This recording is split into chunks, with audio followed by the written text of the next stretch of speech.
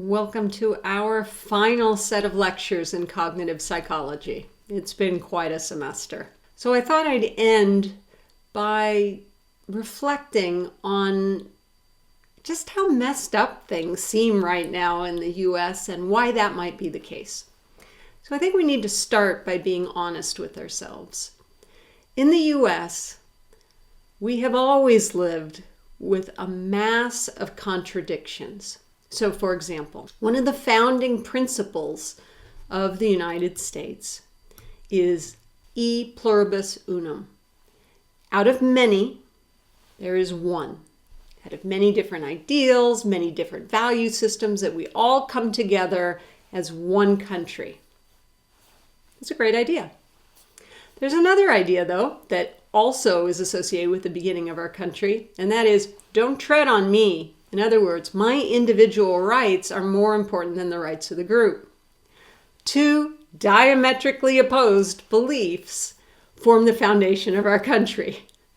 So we've always been a country of contradictions. Maybe the most obvious contradiction is found in our Declaration of Independence. When we declared ourselves as independent from the English crown, there was a Declaration of Independence created in which it was stated that we hold these truths to be self-evident, that all men are created equal, that they are endowed by their Creator with certain unalienable rights, that among these are life, liberty, and the pursuit of happiness.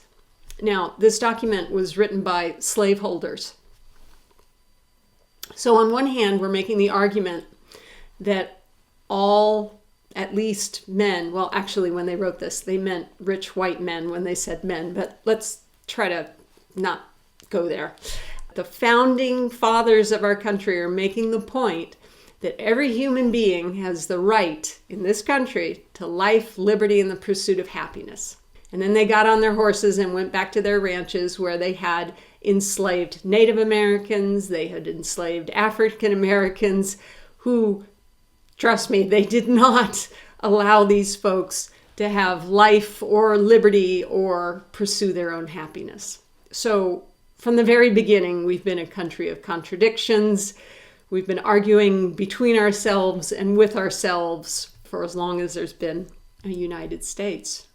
Having said that, right now it feels like we're coming apart. Like the fights and disputes within our country may actually break our country into two. Can cognitive psychology help us to understand this, to help us understand what the heck is going on? Yeah. I don't know that you're going to like the answer, but it has. Cognitive psychology does have some answers. And the first one, the one we're going to focus on most of this lecture, is the following. Our ability to reason drops like a rock when we're trying to reason about something that conflicts with our beliefs. We weigh beliefs heavier than facts, right? Our reasoning abilities fail us when we try to think about facts that conflict with our beliefs. Let me prove it to you. Let's start with a classic study by Lord back in 1979. It was conducted at Stanford. Capital punishment. Capital punishment is when you allow the death penalty. And the reason for allowing the death penalty, the reason for allowing the government to kill certain people, the belief is that by having the death penalty, it is a deterrent to people committing certain kinds of crimes. In other words, maybe I don't go and kill my next door neighbor because he keeps putting his garbage in my trash can, because if I kill him, then I'll be killed, and so the death penalty is a deterrent to me killing my neighbor. That's the logic. So the first step that these researchers took was to get an article that provided a fair and thoughtful review of the arguments for and against capital punishment. It didn't make any conclusions. It just presented the arguments clearly and fairly for both sides. Then the researchers recruited two groups of subjects. One group had strong beliefs pro-death penalty, and a second group that was anti-death penalty. They had each of these groups read this article carefully. And so the question was, if you give people a clear and concise presentation of the pros and the cons on both sides, can you get some movement in people's beliefs, in their opinions? Can you get someone to change their mind? And what happened? Not only did people not change their mind, their attitudes, their beliefs became more extreme.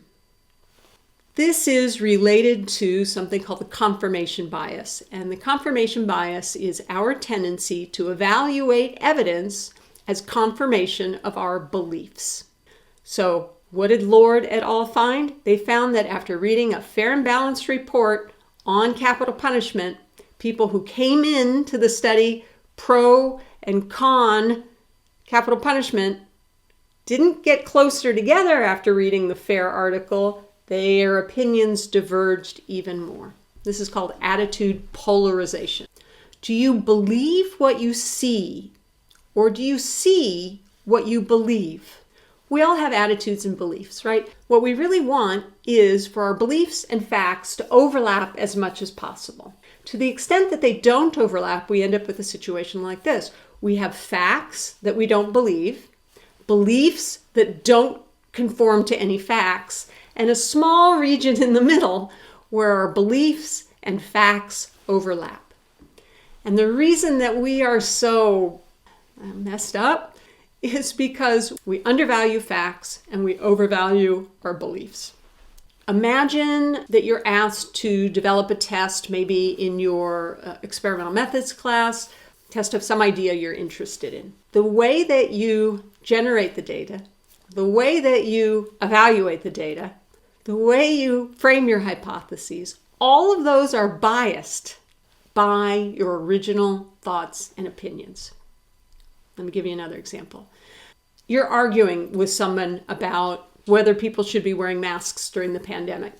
What we tend to do is when somebody presents an argument that's inconsistent with our beliefs, we dismiss that argument. We get rid of the arguments that are inconsistent with our belief. The arguments that are consistent with our beliefs, we hang on to them. We think that those are super compelling. Those other person's arguments, those are pathetic. But my arguments, now that is a logically compelling argument. If you are asked to generate arguments pro and con any topic, you can't stop yourself from generating more arguments that are consistent with your own belief than arguments that support the other person's beliefs, even when you're asked to produce the same number of arguments, both pro and con.